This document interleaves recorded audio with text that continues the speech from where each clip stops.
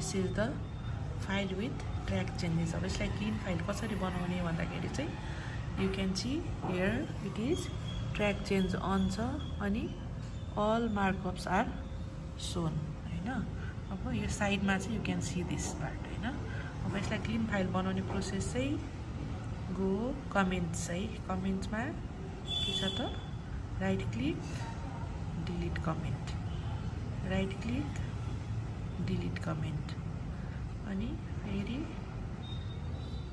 Right click delete comment. So कमेन्ट्सहरु resolve भइसक्यो, delete भइसकेपछि यस्तो पाउँछ। त्यसपछि यहाँ जाने ट्र्याक चेन्जेस।